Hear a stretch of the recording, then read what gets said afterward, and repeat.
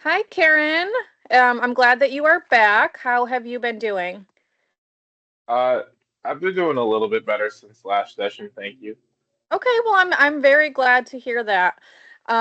So I know that part of your goals are to be able to drive again, because your anxiety with driving is just it's too high right now. You have a lot of fear. And then you'd also like to be able to hang out with your friends again and be comfortable around alcohol. So I think these are all really doable goals. And today we'll kind of um, start to kind of work on that. Does that sound like a plan to you? Yeah, sounds like a plan. Okay. So I have a question. Can you tell me like the exact thought that comes up when you think about driving again or getting behind the wheel?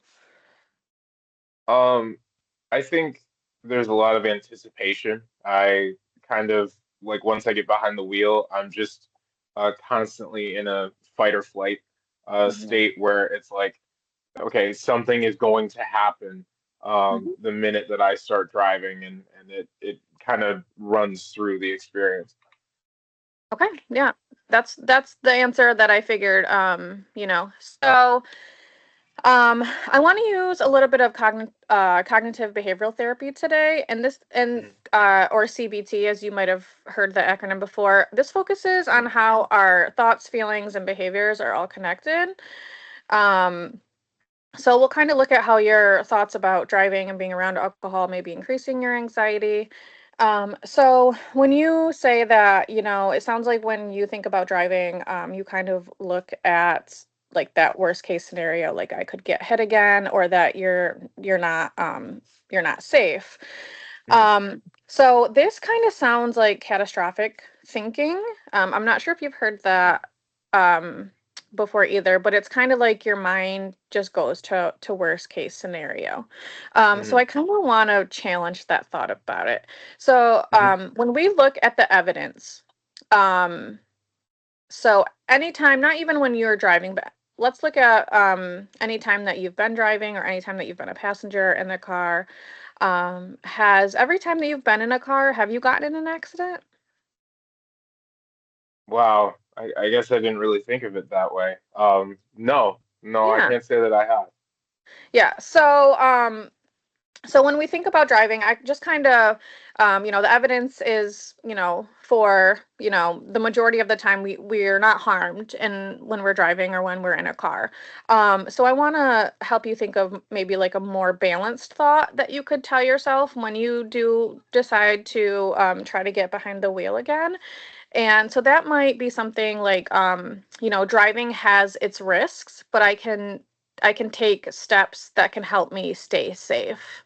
And that's really just gonna kind of get you in the mindset of, yes, driving can be dangerous, but more times than not, it's safe.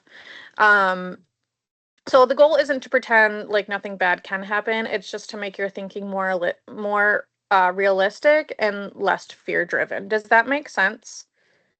Yes, it does. Yes, it does. Okay. Yeah.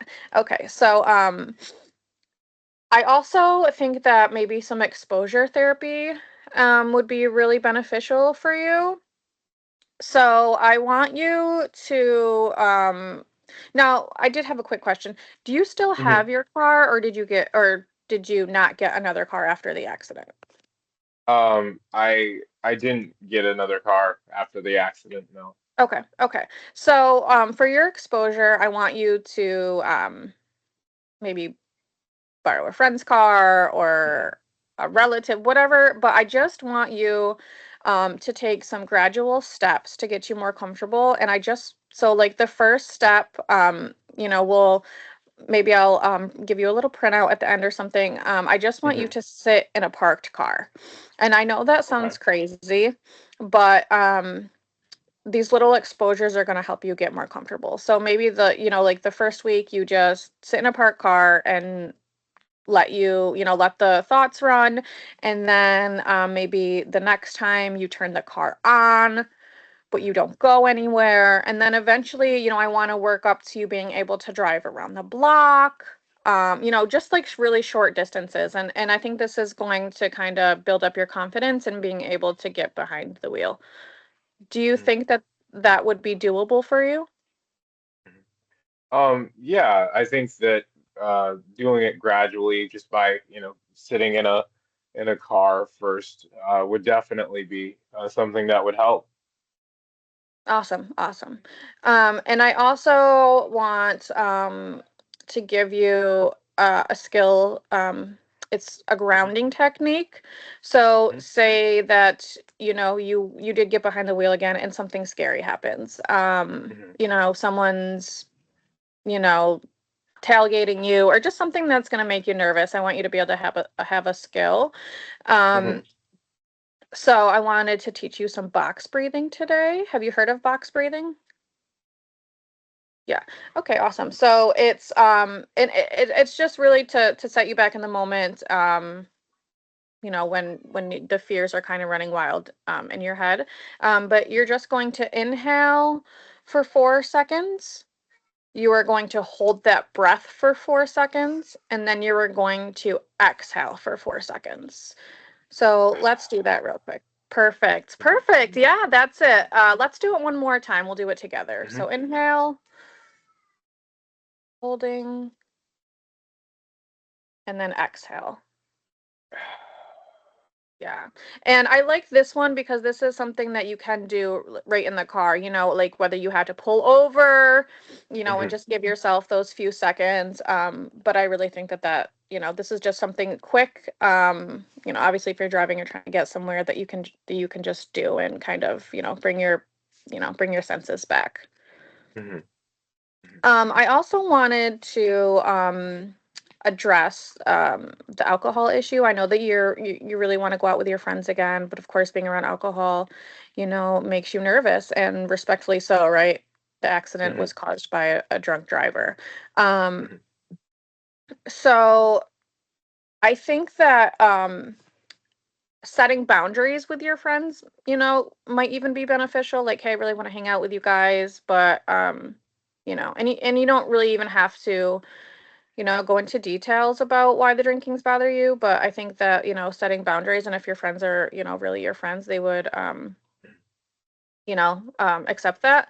I Hmm. also think that if you were to go out with your friends, I think using your own transportation, like even if it's not driving, but you Hmm. know, that would allow you to be in control.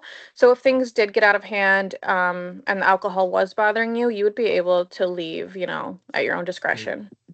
Um, and yeah, so I think working on those two things, even though these are like really small steps, I think that they'll be beneficial to you. How do you feel about, I know I'm giving you a lot of homework. How are you feeling about it?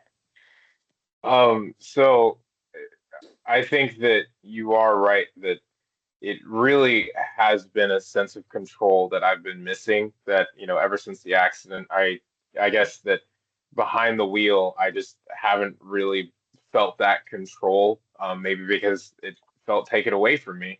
But, between the breathing technique that you taught me and, just trying to find ways to get that control back, I really feel like that is going to help me get back to where I need to be. So I really appreciate that.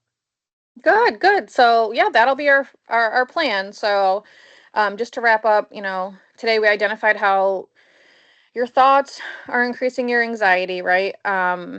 And so that's why we did that, you know, that little challenging of your thoughts about you know, something terrible happening when you're driving. We practiced the Hmm. grounding skill, and we started a gradual plan to help you to, you know, be able to drive safely again. Um, Hmm. so I think that's a great plan, and I'm excited to check in with you for our next session and see how it went. Me too. Oh, Me too. uh, Thank you.